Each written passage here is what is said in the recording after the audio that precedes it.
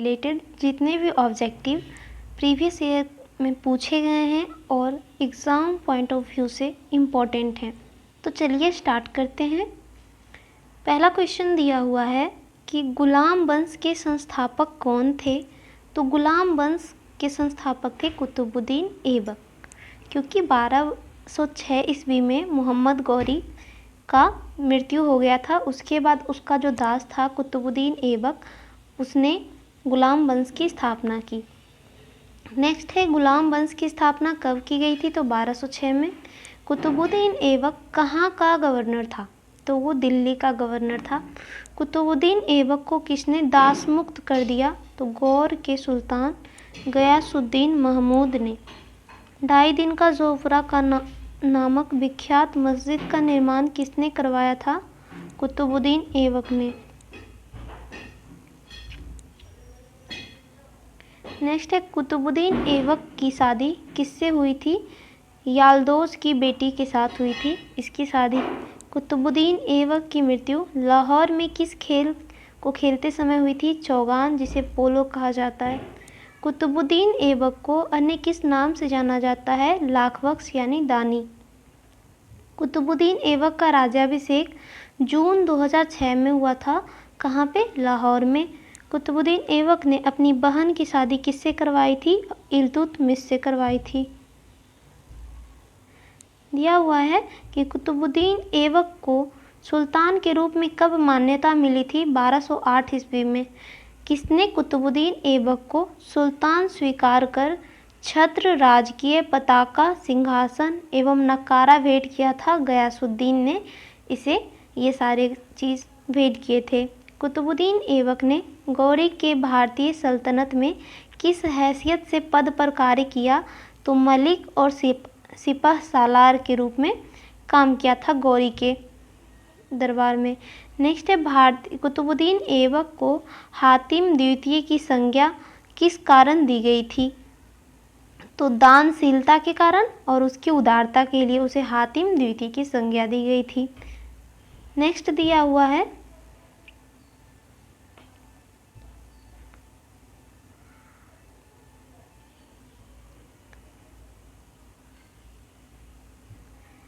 देखिए कि next question क्या दिया हुआ है कि हसन निज़ामी एवं फरव ए मुदब्बिर को किसका संरक्षण प्राप्त था। तो इसको कुतुबुद्दीन ऐबक का संरक्षण प्राप्त था। कुतुब मीनार यानी कुतुबुद्दीन ऐबक ने किसकी स्मृति में बनवाया था। तो वह बख्तियार काकी की स्मृति में बनाया था, जिसका नाम है कुतुबुद्दीन बख्तियार काकी। कुतुबुद्दीन ऐबक का अर्थ क्या है। इसका अर्थ है चंद्रमुखी। कुतुबुद्दीन ऐबक का सहायक सेनापति कौन था। तो बख्तियार खिलजी था।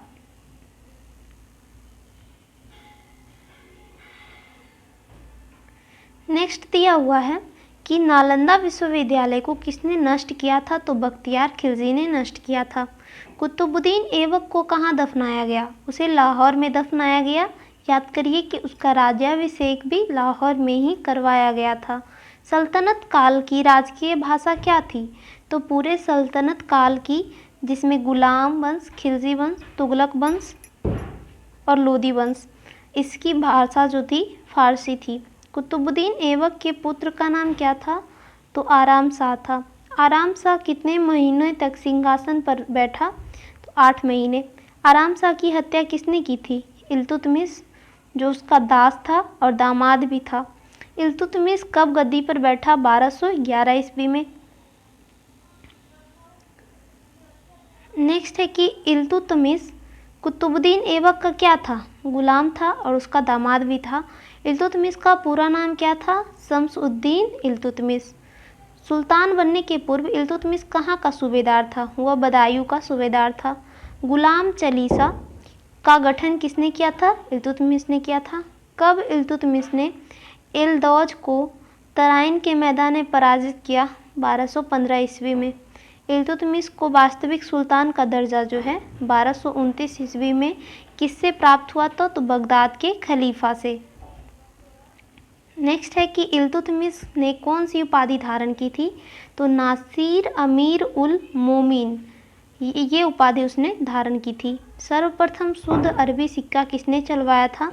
इल्तुतमिश ने चलवाया था शुद्ध अरबी सिक्का। कौन शासक राजधानी को लाहौर से दिल्ली स्थानांतरित किया? इल्तुतमिश ने। अजमेर की मस्जिद किसने बनवाई? इल्तुतमिश ने। मध्य एशिया के मंगोलों का नेता कौन था? चंगेज़ खां था। चंगेज़ खां ने भारत पर कब आक्रमण किया? 1221 ईस्वी। नेक्स्ट है, मंगोलों के आक्रमण से भारत को किसने बचाया? इल्तुतमिश ने बचाया था।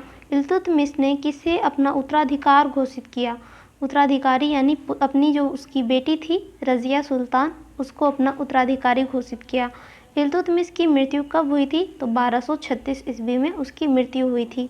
अमीरों ने इल्तुतमिश का उत्तराधिकारी किसे बनाया? तो रुकनुद्दीन फिरोज दिया हुआ है कि रज़िया ने कैसी वस्त्र पहनकर जनता से न्याय मांगा? तो लाल वस्त्र पहनकर। रज़िया को कब जनता तथा अमीरों ने राजगद्दी पर बैठाया? तो 1236 ईस्वी में उसे जो है गद्दी पर बैठाया गया। रज़िया ने किसको अमीर ए आखूर नियुक्त किया? तो याकूत को जो है अमीर ए आखूर नियुक्त किया। रज़िया ने किसे तबर हिंद यानी भटिंडा का अख्तादार नियुक्त किया? तो अल्तुनिया। ठीक है।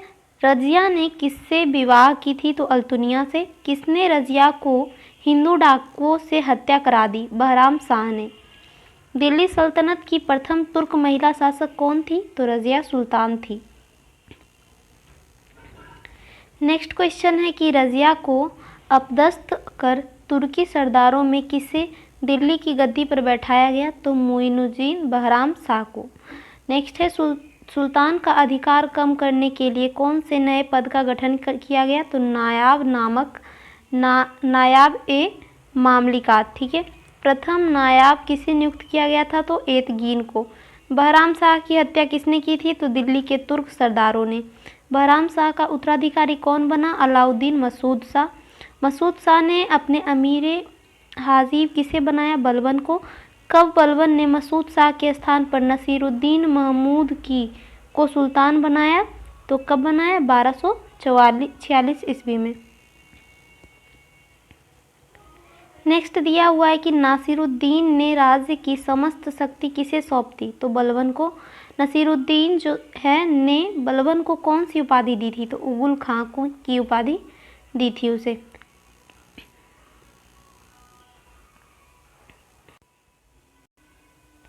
नेक्स्ट क्वेश्चन दिया हुआ है, बलबन ने अपने पुत्री की शादी किससे की थी? तो सुल्तान नसीरुद्दीन, उसी का दामाद जिसने उसे उगुल खां की उपाधि प्रदान की थी। बलबन ने किससे समझौता कर पंजाब में शक्ति स्थापित की? तो मंगोल नेता हलाकू से वह समझौता किया था। नसीरुद्दीन महमूद की मृत्यु के बाद उसका उत्तराधिकारी कौन बना? तो बलबन 1265 ईस्वी में। गयासुद्दीन बलबन किस जाति का था? तो इलवारी जाति का था। बलबन को किसने खरीदकर दिल्ली लाया था? ख्वाजा जमालुद्दीन बसरी ने। नेक्स्ट दिया हुआ है कि रज़िया के शासनकाल में बलबन कौन सा पद पर था? तो अमीर ए शिकार के पद पे था। इल्तुतमिश द्वारा चालीसा दल को किसने समाप्त किया? बलबन ने। नेक्स्ट है कि मेवाड़ियों के विद्रोह का दमन किसने किया? गयासुद्दीन बलबन। फारसी के प्रसिद्ध कवि अमीर खुसरो तथा अमीर हसन किसके दरबार में रहते थे? तो बलबन के दरबार में रहते थे। बलबन ने अपने विरोधियों के प्रति कौन सी नीति अपनाई? रक्त एवं लौह की। बलबन ने खुद को किसका वंशज बताया? तो आफरा सियाब का वंशज उसने अपने आप को बताया था। नेक्स्ट है कि बलबन की न्याय व्यवस्था कैसी थी? तो वह निष्पक्ष न्याय करता था। बलबन की मृत्यु कब हुई? 1286 ईस्वी में। उसका उत्तराधिकारी कौन हुआ? कैकुबाद उसका उत्तराधिकारी हुआ। कैकुबाद का सेनापति कौन था? जलालुद्दीन फिरोज खिलजी। कैकुबाद की मृत्यु कैसे हुई? लकवा से हुई थी। गुलाम वंश का अंतिम शासक कौन था? शमसुद्दीन क्यूमर्स।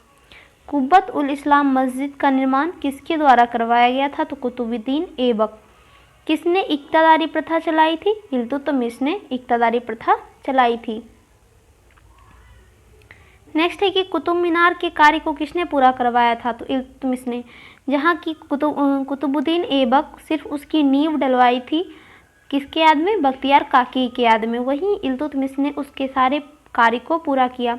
अलाई दरवाज़ा का मुख्य द्वार है, किसका मुख्य द्वार है? तो कुतुब मीनार का मुख्य द्वार अलाई दरवाज़ा है। किसे कुरान खां यानी कुरान का पाठ करने वाला कहा जाता है? तो कुतुबुद्दीन ऐबक को। किस सल्तनत कालीन शासक को मिन्हाज ने हातिम ताई द्वितीय की संज्ञा दी थी? तो कुतुबुद्दीन ऐबक को। दिल्ली सल्तनत का पहला सुल्तान कौन था जिसने दुआब के आर्थिक महत्व को समझा? तो इल्तुतमिश था। किसके राज दरबार में सिजदा यानी कि घुटनों पर बैठकर शीश नवाने का प्रथा एवं पाबोस यानी कि पाँव को चूमना प्रथा किसके द्वारा चलाई गई थी? तो ये बलबन के द्वारा चलाई गई थी। नेक्स्ट है कि फारसी नीति रिवाज पर आधारित नवरोज को प्रारंभ करने वाला कौन था? बलबन। किसने कहा कि राजा धरती पर ईश्वर के प्रतिनिधित्व होता है? तो ये बलबन ने बोला था। वीडियो आपको अगर अच्छी लगी हो तो वीडियो को लाइक करें और चैनल को सब्सक्राइब करें ऐसे वीडियो देखने के लिए।